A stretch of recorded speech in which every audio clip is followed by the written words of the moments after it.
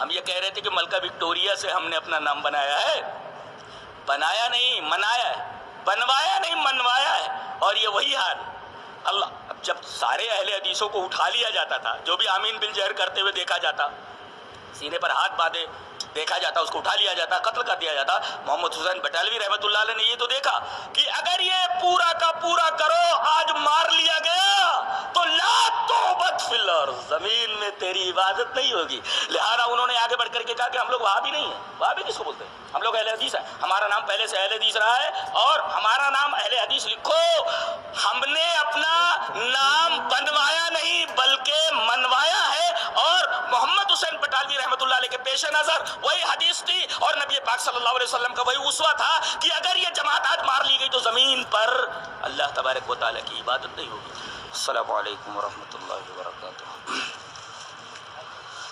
الحمدللہ رب العالمین والصلاة والسلام علی محمد وآلہ وصحبہ اجمعین، اما بعد، بسم اللہ الرحمن الرحیم۔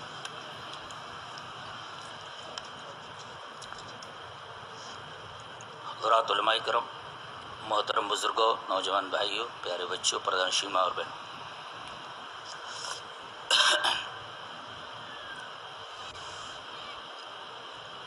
بلا کسی تمہید کے ہم اپنے عنوان پر آ رہے ہیں۔ ہمارا مسلک کیا ہے؟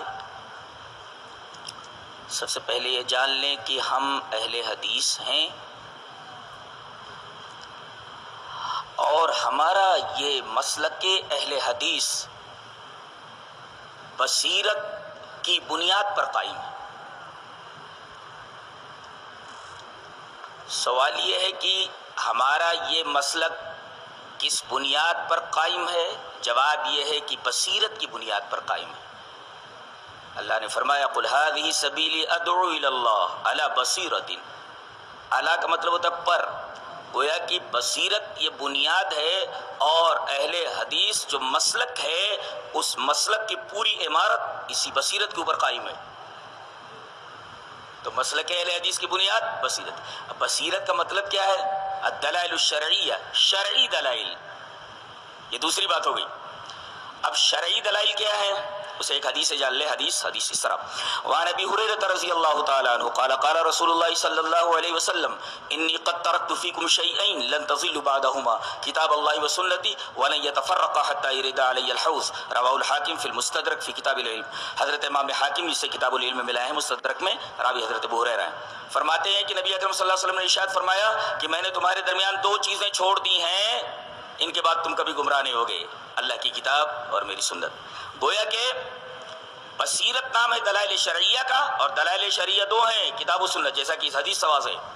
اب تیسری بات، ہمارا نعرہ کیا ہے؟ مسلک اہل حدیث کا ہمارا نعرہ کیا ہے؟ ہمارا نعرہ وہی ہے جو شیخ عبد القادر جیلانی رحمۃ اللہ علیہ، جنہیں پیر پیراں یا پیران پیر کہا جاتا ہے، لگایا تھا۔ کیا نعرہ تھا؟ لا معین الا اللہ ولا دلیل الا رسول اللہ، نہیں ہے کوئی مددگار سوائے اللہ کے، اور نہیں ہے کوئی رہنما اور رہبر سوائے رسول اللہ کے۔ یہ پیران پیر کا نعرہ ہے، اور ہمارا نعرہ وہی ہے جو حضرت امام ابو حنیفہ رحمہ اللہ نے لگایا تھا، اذا صح الحدیث فهو مذہبی، جب صحیح حدیث آ جائے تو وہی میرا مذہب ہے۔ ہمارا نعرہ وہی ہے جو امام شافعی رحمۃ اللہ علیہ نے لگایا تھا، اذا صح الحدیث فهو مذہبی، جب حدیث صحیح آ جائے تو میرا وہی مذہب ہے، میرا وہی مسلک ہے۔ ہمارا نعرہ وہی نعرہ ہے، مسلک اہل حدیث کا وہی نعرہ ہے جو امام مالک رحمۃ اللہ علیہ نے لگایا تھا کہ ما من احد الا ماخوذ من کلامہ ومردود علیہ الا رسول اللہ، ہر آدمی کی بات لی بھی جا سکتی ہے اور رد بھی کی جا سکتی ہے، سوائے ایک ہستی کی کہ اس کی بات سوائے لینے کے رد کرنے کا کوئی بھی گنجائش نہیں نکلتی، وہ ہے جناب محمد الرسول اللہ صلی اللہ علیہ وسلم۔ اور ہمارا نعرہ وہی نعرہ ہے جو امام اہل سنت حضرت امام احمد بن حنبل رحمہ اللہ نے لگایا تھا، حسبنا کتاب اللہ و سنت رسول اللہ، ہمارے لیے اللہ کی کتاب بس ہے، ہمارے لیے رسول اللہ صلی اللہ علیہ وسلم کی سنت بس ہے۔ اور جب ایک فلسفیانہ مسئلہ اٹھ کھڑا ہوا تھا خلق قرآن کا کہ مخلوق ہے کہ غیر مخلوق ہے، حضرت امام احمد بن حنبل رحمہ اللہ کو کوڑے مارے جا رہے ہیں، اور طرف سے منطقیانہ دلائل، فلسفیانہ دلائل پیش کیا جا رہا ہے کہ قرآن مخلوق ہے، اس کے جواب میں حضرت امام احمد ابن حنبل رحمہ اللہ کا مطالبہ یہی تھا، آتونی شیئا من کتاب اللہ و سنت رسولہ حتی اقول بہ۔ ارے یہ فلسفیانہ دلائل ایک طرف رکھو، یہ منطقیانہ دلائل ایک طرف رکھو، اللہ کی کتاب سے اور رسول کی سنت سے کوئی دلیل لے آؤ کہ میں مان لوں کہ قرآن مخلوق ہے۔ تو ہمارا نعرہ وہی نعرہ ہے جو ان بزرگوں نے لگایا تھا، اور اس نعرے کی بنیاد وہی حدیث ہے جسے ابھی پڑھا گیا اور امام حاکم اسے مستدرک کے اندر لائے ہیں کتاب العلم میں۔ آخری چیز، ہم کون ہیں؟ میرا خیال ہے اگر آپ اپنی حقیقت سمجھ لیں، بے ہوش ہوتے ہوتے بچیں گے۔ آپ نے اپنی حقیقت نہیں جانی۔ آئیے میں آپ کی حقیقت بتاتا ہوں آپ کون ہیں، اہل حدیث کون ہیں۔ پہلے حدیث پڑھ لیتے ہیں۔ ان عبداللہ رضی اللہ تعالیٰ عنہ قال لما التقینا یوم بدر قام رسول اللہ صلی اللہ علیہ وسلم فصلى فما رأيت ناشدا ينشد حقا له اشد من مناشدة محمد رسول الله صلى الله عليه وسلم ربه عز وجل وهو يقول اللهم إني أنشدك وعدك وعهدك اللهم إني أسألك ما وعدتني اللهم إن تهلك هذه العصابة لا تعبد في الأرض ثم التفت إلينا وكأن شقة وجهه القمر فقال هذه مصائر القوم العشية رواہ النسائی فی السنن الکبریٰ۔ حضرت امام نسائی رحمہ اللہ سنن کبریٰ کے اندر اس روایت کو لائے، حضرت عبداللہ بن مسعود اس روایت کے راوی۔ بہت غور سے اس حدیث پاک کو سنیے۔ التقینا، ہم آمنے سامنے ہوئے۔ ملاقات کا مطلب ہے کہ ایک آدمی اس کے سامنے ایک آدمی اور ہو۔ نبی کریم صلی اللہ علیہ وسلم نے سب سے پہلے مخالف کے لشکر کے سامنے اپنے لشکر کو ترتیب دیا۔ دیکھو، پہلے تدبیر ہے۔ پہلا نقطہ یہ معلوم ہوا کہ تدبیر تقدیر کے منافی نہیں ہے، اور دوسرا نقطہ یہ معلوم ہوا کہ ہم خالی دعا مانگتے ہیں، دعا کے ساتھ ساتھ تدبیر بھی ضروری ہے۔ اونٹ باندھ پھر توکل کر، صرف دعا سے کام نہیں ہوتا، تدبیر اختیار کرنا ضروری ہے۔ یہاں صف آرائی کر دی گئی، اس کے بعد آپ کھڑے ہوئے، فقام، آپ کھڑے ہوئے اور فصلہ، 2 رکعت نماز آپ نے ادا فرمائی، استعینوا بالصبر والصلاۃ پر عمل کرتے ہوئے کہ کوئی بڑی سے بڑی مصیبت ہو، مصیبت کے وقت آپ 2 رکعت نماز پڑھیں۔ بخاری شریف کی روایت کے اندر اتنا اضافہ کہ مادن یدیہ، اپنا ہاتھ پھیلائے ہوئے آپ، گویا کہ دعا کا ایک طریقہ یہ ہے، دعا کا ایک اسلوب یہ ہے کہ آپ اپنے ہاتھ اٹھا لیں مستقبل القبلہ، اور ایک اس کی کیفیت اور آداب دعا میں سے ایک ادب یہ ہے کہ آپ قبلہ کی طرف رخ کر لیں۔ آپ قبلہ کی طرف رخ کیے ہوئے ہیں، ہاتھ اٹھائے ہوئے ہیں، اللہ اکبر۔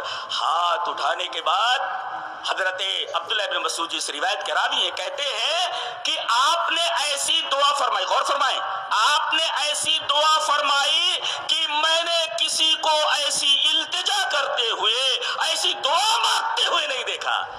اس سے یہ پتہ چلتا ہے کہ ہم کو دعا مانگنے نہیں آتی، دعا قبول کیسے ہوں، دعا مانگنے کا طریقہ ہی نہیں آتا۔ میں نے دیکھا نہیں کہ ایسی دعا کسی نے مانگی ہو، فما رأیت ناشدا ینشد، اللہ اکبر۔ کیا دعا مانگی آپ نے؟ پہلے دعا کے الفاظ دیکھو، اے اللہ تو نے جو وعدہ کیا ہے وہ وعدہ پورا فرما، میں درخواست کرتا ہوں کہ وعدہ پورا فرما۔ اچھا، ایک بہت گہرا نکتہ، صرف الفاظ دعا کافی نہیں ہے، بلکہ دل بے قراری کی انتہا پر پہنچ گیا ہو، الی منتہا الاضطراب، اضطراب کی انتہا پر پہنچ جائے اور بدن کے اوپر وہ کیفیت ظاہر ہو جائے۔ آپ کو معلوم ہے کہ الفاظ آپ کی زبان پر ہیں اور دل آپ کا تڑپ رہا ہے، اور اس تڑپ کا پورا ظہور آپ کے بدن مبارک پر ہے۔ آپ کو معلوم ہے حضرت صدیق پیچھے سے لپٹ گئے ہیں، والتزم من ورائہ، پیچھے سے نبی کو پکڑ لیا ہے، اور آپ کا بدن ایسا کانپ رہا ہے کہ سقط رداہ من منکبیہ، آپ کے کندھے مبارک سے چادر گر پڑی ہے، اور پیچھے سے حضرت صدیق روتے ہوئے نبی کریم صلی اللہ علیہ وسلم سے چمٹ جاتے ہیں، اللہ کے رسول بس کیجئے، اللہ کی مدد آ گئی۔ اللہ اکبر۔ آپ دیکھ رہے ہیں یہ آداب دعا ہے۔ دعا مانگنے کا طریقہ آیا کبھی آپ کو سمجھ میں کہ دعا کیسے مانگی جاتی ہے؟ احساس سے خالی، آداب سے خالی، کیسے ہماری دعائیں قبول ہو؟ ادھر دعا کے اسالیب کی انتہا کر دی گئی، ادھر اللہ تبارک و تعالیٰ کی مدد آ گئی۔ حضرت صدیق نے فرمایا اللہ کے رسول بس کیجئے، اللہ کی مدد آ گئی۔ نعت خوانوں نے تو بہت زیادہ نعت خوانی کی ہے۔ کبھی یہ جملہ آپ نے دیکھا، علماء بیٹھے ہوئے ہیں، متوجہ کرتا ہوں ان کی توجہ کو اس طرف، کأن شقۃ وجہہ القمر، شقۃ وجہہ یہ کأن کا اسم ہے اور یہ خبر ہے قمر۔ یہ نہیں کہا گیا کہ خوشخبری سن کر آپ کا چہرہ چاند کی طرح چمکنے لگا، بلکہ یہ کہا گیا کہ آپ کے چہرے کو چاند سے کیا تشبیہ دے رہے ہو، آپ کے چہرے کا ایک حصہ پورا چاند ہے۔ یہ اس کو نعت کہتے ہیں، کأن شقۃ وجہہ القمر، آپ کے چہرے کا ایک حصہ چاند کے برابر ہے۔ اس کو کہتے ہیں تعریف، اس کو کہتے ہیں نعت۔ کأن شقۃ وجہہ القمر، آپ کے چہرے کا ایک حصہ، ایک شق وہ قمر ہے، وہ چاند ہے۔ ہمارا نبی چاند نہیں، اس کا ایک چہرے کا ایک حصہ چاند ہے۔ اللہ اکبر۔ اور پھر آپ نے بتا دیا یہاں کون کون مرنے والا ہے۔ فہذه مسائر القوم الى شام تک کتنے لوگ مرنے والے ہیں، کون کون کی جگہ مرنے کی، کن کن لوگوں کی جگہ کیا ہے مرنے کی۔ اللہ اکبر، پوری کی پوری مدد آ گئی۔ آپ کو ایک نقطہ بتاؤں، نقطہ یہ ہے کہ بدریین تمام صحابہ کرام میں سب سے افضل، اور یہ بھی نقطہ یاد رکھو کہ اللہ نے فرشتوں کی جو مدد بھیجی، تمام فرشتوں میں سب سے افضل فرشتے وہ ہیں جو بدر کے میدان میں حاضر ہوئے، اللہ تبارک تعالیٰ نے بھیجا۔ تو انبیاء کرام کے بعد اس روئے زمین پر سب سے محبوب اللہ کا، سب سے محبوب کرو، سب سے عظمت والا اور سب سے افضل کرو اگر کوئی ہے تو بدرین کا۔ اللہ تبارک و تعالیٰ نے انہیں عرش سے جھانک کر دیکھا اور کہا کہ آج کے بعد تو تم کچھ بھی کرو گے، اللہ تم سے مواخذہ نہیں کرے گا۔ یہ بدریین کا مقام ہے۔ اللہ اکبر۔ اور نقطہ بتاؤں کہ جو فرشتے نازل ہوئے وہ تمام فرشتوں میں سب سے زیادہ افضل ہیں۔ دعا دیکھیے، دعا کا ایک ٹکڑا اب میں بیان کرنا چاہوں گا اور اس پر ایک غور و فکر کا ایک زاویہ دیتا ہوں۔ اللہ کے رسول صلی اللہ علیہ وسلم فرمایا دعا کے وقت، اللہم ان تہلک ہذہ العصابہ۔ پہلے عصابہ کا مطلب سمجھ لیں، عصابہ مطلب طائفۃ قلیلہ، شرذمۃ قلیلہ، چھوٹی سی جماعت۔ پتہ یہ چلا کہ قیامت تک حق پر رہنے والی جماعت تھوڑی رہے گی۔ کسی موقف کے اوپر کثرت یہ اس کی حقانیت کی دلیل نہیں ہے جی، حق والے ہمیشہ قلیل ہیں۔ عصابہ طائفۃ القلیل، چھوٹی جماعت، یہ اگر مار دی جائے، اگر آج تو نے ہلاک کر دیا تو زمین پر تیری عبادت نہیں ہوتی۔ نقطہ ذہن نشین رکھا جائے کہ حیات انسانی کا مقصد زمین پر اللہ کی عبادت ہے۔ نقطہ ابھی ذہن میں رکھو، اس لیے کہ ہم اس پر مسائل کو مستمت کرنا چاہ رہے ہیں کہ حیات انسانی کا مقصد زمین پر لا توبت فی الارض سے معلوم ہوا کہ زمین پر اللہ کی عبادت ہے۔ اچھا، اور دعا کیسے مانگ رہے؟ اے اللہ یہ جو 309 یا 313 یہاں موجود ہیں، اگر یہ مار دیے گئے تو زمین پر تیری عبادت نہیں ہوگی۔ کیوں؟ آپ کی حیات مبارکہ جس نے پڑھی ہے ان کو معلوم ہے کہ آپ کی حیات مبارکہ میں بڑی نازک سچویشنز آئی ہیں، بڑے نازک مواقع آئے ہیں، لیکن اس طریقے کی دعا کبھی نہیں مانگی۔ جنگ احزاب کا موقع آپ کو یاد ہے؟ اللہ تبارک تعالیٰ نے خود وہ کیفیت بیان فرمائی، ہنالک ابتلی المؤمنون وزلزلوا زلزالا شدیدا۔ ایک نقطہ ملحوظ رکھیں، جب زلزلہ آتا ہے تو چیزیں اپنی جگہ چھوڑ دیتی ہیں جی، معمولی زلزلہ آ جائے جگہ چھوڑ دیتی ہے، ہر چیز اپنی جگہ چھوڑ دیتی ہے۔ یہاں زلزلہ آیا، دیکھو زلزلہ خالی نہیں کہا گیا، پھر زلزال اس کا مفعول مطلق لایا گیا، پھر بیان نو کے لیے شدید لایا گیا، یعنی یہ زلزلہ سخت قسم کا تھا۔ اور زلزلہ جب طاری ہوا تو زلزلے میں چیزیں اپنی جگہ چھوڑ دیتی ہیں، تو وہ بلغت القلوب الحناجر، دلوں نے اپنی جگہ چھوڑ دی، حلقوم میں آ گئے۔ یہ دیکھو یہ انتہا ہے گھبراہٹ کی اور اضطراب کی، وہ بلغت القلوب الحناجر، قلوب اچھل کر حلقوم میں آ گئے اور تم اللہ کے بارے میں طرح طرح کے گمان کرنے لگے۔ لیکن ایسے موقع پر آپ نے نہیں کہا کہ اگر یہ لوگ مار دیے گئے تو زمین پر تیرا کوئی نام لیوا باقی نہیں رہے گا، تیری عبادت نہیں ہوگی۔ جانتے ہیں کیوں؟ اس لیے کہ یہاں سن 2 ہجری کے اندر یہ جتنے لوگ آئے ہیں 309 یا 313، یہ 15 سال کی محنت ہے، یہ کریم ہے، یہ خلاصہ ہے آپ کی محنت کا کہ اے اللہ میں نے 15 سال جو محنت کی ہے اس محنت کا حاصل، اس محنت کا نتیجہ یہی 303 یہ 309 یا 313 ہے۔ اے اللہ آج یہ مختصر سی جماعت اگر ہلاک کر دی گئی تو زمین پر تیری عبادت نہیں ہوگی۔ یہ خاص طور سے عبادت نہیں ہوگی کو میں واضح کرنا چاہ رہا ہوں، وہی باقی رہے۔ اور جانتے ہیں آپ کون ہیں؟ آپ بدرین نہیں ہیں، آپ بدری صحابہ نہیں ہیں اور ہو بھی نہیں سکتے، لیکن ایک چیز ہے، آپ بدری صحابہ کا امتداد ہے، آپ بدری صحابہ کا ایکسٹینشن ہے، آپ بدری صحابہ کا پھیلاؤ ہے، آپ انہی کا امتداد ہیں۔ اور میں ایسے نہیں کہہ رہا، دلیل ہے میرے پاس، دلیل یہ حدیث پاک، وان ثوبان رضی اللہ تعالیٰ عنہ ان رسول اللہ صلی اللہ علیہ وسلم قال لا يزال طائفة من امتی علی الحق منصورین لا يسرهم من خالفهم حتى ياتي امر الله عز وجل، رواه ابن ماجہ فی کتاب المقدمہ۔ حضرت امام ابن ماجہ شریف کے اندر یہ روایت حضرت ثوبان سے کتاب المقدمہ کے اندر لائے۔ حضرت ثوبان فرماتے ہیں کہ رسول اللہ صلی اللہ علیہ وسلم نے ارشاد فرمایا، ایک طائفہ، وہی چھوٹی جماعت وہ برابر رہے گی، حق پر رہے گی، اور حق پر رہنے کی وجہ سے ان کی نصرت کی جائے گی جیسے بدرین کی نصرت کی گئی۔ اب بتائیے، وہ 313 تھے، ایک چھوٹی جماعت تھے، اور اللہ کے رسول نے فرمایا ایک چھوٹی جماعت قیامت تک ہر جگہ موجود رہے گی۔ یہ وہی بدرین کا ایکسٹینشن ہے۔ آپ کو معلوم ہے کہ بدرین کے اللہ تبارک و تعالیٰ نے گناہ معاف فرمائے، فرما دیا کہ تم لوگ آج کے بعد جو کچھ کرو گے اللہ اس پر مواخذہ نہیں کرے گا۔ ذرا بتائیے، اگر آپ لوگ اس کا ایکسٹینشن ہیں، دیکھ لیجئے منطبق کر کے اس حدیث کو اپنے اوپر، اگر آپ وہی ہیں جو اس حدیث کے اندر بیان کیا گیا ہے تو خوش ہو جائیے کہ آپ بدری صحابہ کا ایکسٹینشن ہیں اور آپ بدری صحابہ کا امتداد ہیں۔ خوش ہو جائیے آپ کہ اللہ تبارک و تعالیٰ نے آپ کے لیے کیا کیا اجر تیار کر رکھا ہے، اس لیے کہ اگر آپ نہ ہوتے تو دنیا کے اندر اللہ کی عبادت نہ کی جاتی۔ مولانا ابو الحسن علی ندوی رحمہ اللہ نے ایک بات کہی کہ جنگ آزادی کے موقع پر جو علماء تحریک آزادی ہند سے منسلک ہوئے، وابستہ ہوئے، ان علماء کو دیکھ کر ایسا لگتا تھا جیسے صحابہ کرام کا ایک قافلہ ہو جو سرزمین عرب سے ابھی ادھر آ نکلا ہو۔ کتنی بہترین تشبیہ ہے ان لوگوں کی، ان علماء کی جن علماء نے بدعتوں کو کس طریقے، ایک بات بولوں، قرآن کا کیا حال تھا، حدیث کا کیا حال تھا، اور ہمارے رسول کے مقام کا کیا حال تھا، آپ کو معلوم ہے؟ قرآن کا حال یہ تھا کہ صرف یمن اور برکت کے لیے، صرف چمہ چاٹی کے لیے خالی اس کو رکھا جاتا تھا۔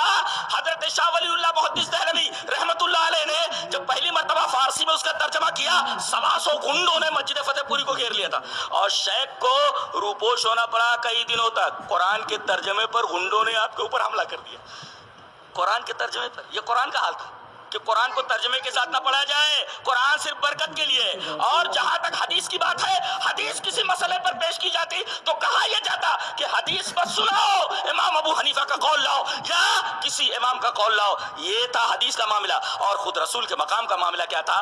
لکھا گیا کہ اس شخص سے از مرد دکنی پرسید، ایک شخص نے دکن کے ایک آدمی سے پوچھا، میں نے گلبرگہ میں 3 سال کام کیا ہے، میں جانتا ہوں، وہاں خواجہ گیسو دراز کا مقبرہ ہے، تو ایک شخص نے ایک دکن کے آدمی سے پوچھا کہ حضرت محمد رسول اللہ صلی اللہ علیہ وسلم بزرگ ترست یا سید محمد گیسو دراز؟ وہ اس نے جواب دیا کہ حضرت محمد الرسول اللہ صلی اللہ علیہ وسلم اگرچہ پیغمبر خداست ولیکن وَأَمَّا سبحان اللہ مخدوم ما سید محمد گیسو دراز چیزیں دیگر است۔ یعنی تم نے یہ سوال کیا کہ نبی بڑے محمد رسول اللہ صلی اللہ علیہ وسلم یا سید گیسو دراز یہ بڑے؟ اس نے جواب دیا کہ اگرچہ محمد صلی اللہ علیہ وسلم اللہ کے پیغمبر ہے، مگر ہمارے مخدوم جن کی ہم خدمت کرتے ہیں محمد گیسو دراز یہ دوسری چیز ہے۔ اللہ، یہ نبی کا مقام تھا۔ تو آپ لوگوں نے بتایا کہ قرآن کیا ہے، آپ لوگوں نے بتایا کہ حدیث کیا ہے، آپ نے بتایا کہ رسول اللہ صلی اللہ علیہ وسلم کی عظمت کیا ہے، تو میں کیوں نہ کہوں کہ تم بدرین کا ایکسٹینشن ہو، میں کیوں نہ کہوں کہ تم بدرین کا امتداد ہو، میں کیوں نہ کہوں کہ تم بدرین کا پھیلاؤ ہو، اور تمہارا مقام تم خود نہیں سمجھ سکے تمہارا مقام کیا ہے۔ یہ قرآن اور حدیث اور مقام رسالت کا حال تھا کہ لوگ سمجھتے نہیں تھے۔ آپ لوگوں نے بتایا کہ سچ قرآن کیا ہے، حدیث کیا ہے، اور رسول اللہ صلی اللہ علیہ وسلم کی عظمت کیا ہے۔ اور یہی نہیں کہ انہوں نے دنیا میں خاص طور سے بر صغیر صرف علمی حلقے ہی کو نہیں سنبھالا، بلکہ جہاں وہ رہے انہوں نے ہر طریقے سے وہاں اپنی قربانیاں پیش کی۔ آپ کو معلوم ہے کہ یہ سرزمین جہاں سلفیوں کے اوپر انگلی اٹھائی جا رہی ہے کہ یہ دہشت گرد ہے، ایک نکتہ بتاؤں، جتنی بھی دہشت گرد تنظیمیں ہیں وہ تمام سلفیوں سے نفرت کرتی ہیں۔ اگر یہ دہشت گرد ہوتے تو دہشت گرد تنظیمیں سے نفرت کیوں کرتی؟ بتایا چلا ماحول اور مشاہدہ یہ بتاتا ہے کہ یہ دہشت گرد نہیں ہے، اس لیے کہ ساری دہشت گرد تنظیمیں تو ان سے نفرت کرتی ہیں، تو یہ دہشت گرد کیسے ہوئے؟ اچھا، دوسری بات یہ کہ اس دیش میں جہاں ہمیں شک کی نگاہ سے دیکھا جاتا ہے، ڈاکٹر تارا چند نے اپنی کتاب میں لکھا ہے کہ اس دیش کی آزادی کے لیے تحریک آزادی ہند میں فرقہ اہل حدیث نے 5 لاکھ جانوں کی قربانیاں پیش کی ہیں۔ ارے کسے معلوم نہیں کہ اہل حدیثوں نے اس دیش کے لیے، اس سرزمین کے لیے کتنا خون بہایا ہے؟ اور کون نہیں جانتا کہ کون ان کی گود میں بیٹھا ہوا تھا انگریزوں کے، اور کون مخبی کر کے ان کو پکڑوا رہا تھا۔ اور میں ذرا اس حدیث پاک سے ایک واقعہ جوڑ دوں جو میں نے اہل حدیث کی تاریخوں کو مطالعے کے وقت حاصل کیا ہے۔ الزام یہ ہے کہ ملکہ وکٹوریہ سے انہوں نے اپنا نام بنوایا۔ کنہوں نے؟ اہل حدیثوں نے۔ ان سے پہلے ان کا نام اہل حدیث نہیں تھا۔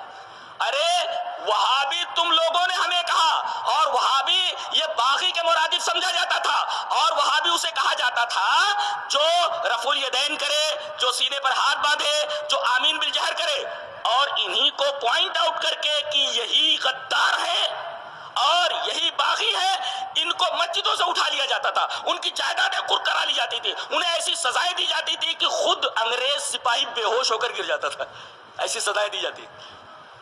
حضرت مولانا یحییٰ رحمہ اللہ کی داڑھی موڑ دی گئی تھی، وہ داڑھی کے بالوں کو ہاتھوں میں لے کر روتے رہتے تھے۔ اللہ، مسلمانوں نے کتنی تکلیفیں اٹھائی۔ ایک مسلمان تو بادشاہ ہی صحیح، بہادر شاہ ظفر جس سے یہ حکومت چھینی گئی تھی، جانتے 3 دن بھوکا رکھا گیا اس بادشاہ کو بیچارے کو۔ جب وہ چلتا تھا تو ہٹو بچوں کی آوازیں آتی تھی۔ ایک موقع ایسا آیا، کہتے نہیں ہے کہ جنبش مکن کا حکم ملا بادشاہ کو اور دربار خسروی کو قفس کر دیا گیا۔ کبھی کبھی ایسا ہوتا ہے کہ بادشاہ کی بھی حالت اتنی عجیب و غریب ہو جاتی ہے، 3 دن بھوکا رہا، اور جب کھانا مانگا تو جانتے بچے کو ذبح کر کے بیٹے کا کلیجہ تل کر کے لا کر کے پلیٹ میں رکھ دیا گیا۔ کون باپ برداشت کر سکتا ہے؟ مسلمانوں کی کتنی تکلیفیں اٹھائی ہیں، اور خاص طور سے تارا چند نے تو یہ کہا کہ 5 لاکھ اہل حدیثوں نے اپنی جان کی قربانیاں پیش کی ہیں۔ ہم نے اپنی قربانیاں پیش کر دی، تم ہمیں شک کی نگاہ سے دیکھنا ہو تو دیکھو، لیکن تاریخ ضرور پڑھو، تاریخ کو اوائڈ مت کرو، تاریخ کو اوائڈ مت کرو۔ ہم لوگوں نے، اہل حدیثوں نے اس دیش کی آزادی کے لیے کتنی قربانیاں دی ہیں، ذرا اپنے گھر کے آدمی سے پوچھ لو۔ 5 لاکھ کی تعداد کوئی معمولی تعداد نہیں ہوتی۔ اور درختوں کے اوپر، شاہراہ اعظم کے اوپر مسلمان اہل حدیث علماء کی لاشیں ایسے لٹکتی جیسے پھل لٹکا دیے گئے، ہزاروں لاکھوں کی تعداد۔ اور یہ تو رہا معاملہ ڈاکٹر تارا چند کا جو انہوں نے بیان کیا۔ پنڈت جواہر لال نہرو تو صادق پور کے ایک صاحب سے ملاقات کے وقت یہ کہہ دیا تھا کہ دیش کی، ہندوستان کی آزادی کے موقع پر جو قربانیاں اہل حدیثوں نے دی ہیں، اہل حدیثوں کی قربانیاں ایک پلڑے میں رکھ دی جائے اور تمام ملک کے لوگوں کی قربانیاں ایک پلڑے میں رکھ دی جائے تو دیش کے تعلق سے جو قربانی اہل حدیثوں نے دی اس کا پلڑا بھاری ہو جائے گا۔ یہ پنڈت جواہر لال نہرو کا کہنا۔ ہم یہ کہہ رہے تھے کہ ملکہ وکٹوریہ سے ہم نے اپنا نام بنایا ہے، بنایا نہیں منایا ہے، بنوایا نہیں منوایا ہے۔ اور یہ وہی حال اللہ، اب جب سارے اہل حدیثوں کو اٹھا لیا جاتا تھا، جو بھی آمین بالجہر کرتے ہوئے دیکھا جاتا، سینے پر ہاتھ باندھے دیکھا جاتا، اس کو اٹھا لیا جاتا، قتل کر دیا جاتا۔ محمد حسین بٹالوی رحمۃ اللہ علیہ نے یہ تو دیکھا کہ اگر یہ پورا کا پورا کرو آج مار لیا گیا تو لا توبت فی الارض، زمین میں تیری عبادت نہیں ہوگی۔ لہذا انہوں نے آگے بڑھ کر کے کہا کہ ہم لوگ وہابی نہیں ہیں۔ وہابی کس کو بولتے ہیں؟ ہم لوگ اہل حدیث ہیں، ہمارا نام پہلے سے اہل حدیث رہا ہے اور ہمارا نام اہل حدیث لکھو۔ ہم نے اپنا نام بنوایا نہیں بلکہ منوایا ہے، اور محمد حسین بٹالوی رحمۃ اللہ والے کے پیش نظر وہی حدیث تھی اور نبی پاک صلی اللہ علیہ وسلم کا وہی اسوہ تھا کہ اگر یہ جماعت آج مار لی گئی تو زمین پر اللہ تبارک و تعالیٰ کی عبادت نہیں ہوگی. تو آپ کی وجہ سے تو بدعتیں، آپ کی وجہ سے شرک، آپ کی وجہ سے یہ ساری خرافات یہ خوف زدہ ہیں. آپ نہ ہوتے تو اللہ تبارک و تعالیٰ کی عبادت صحیح شکل میں نہیں ہو پاتی. بہت سارے لوگوں کے پاس اسلام ہے لیکن آپ کہہ سکتے ہیں کہ وہی اسلام تو جو رسول اللہ صلی اللہ علیہ وسلم لائے؟ آپ کہہ سکتے ہیں وہی اسلام؟ صحابہ آج آ جائے تو حیرت زدہ ہو جائیں گے کہ یہ وہی اسلام جس کے لیے ہم لوگوں نے قربانیاں دی تھی، یہ کیسا اسلام ہے لوگوں کے پاس؟ یہ کیسا اسلام؟ تو اصل اسلام تو آپ کے پاس ہے، اصل چیز تو آپ کے پاس ہے. تو آپ کو خوش ہونا چاہیے کہ آپ کون ہیں اور آپ کس کا امتداد ہیں اللہ اس حدیث کی روشنی میں.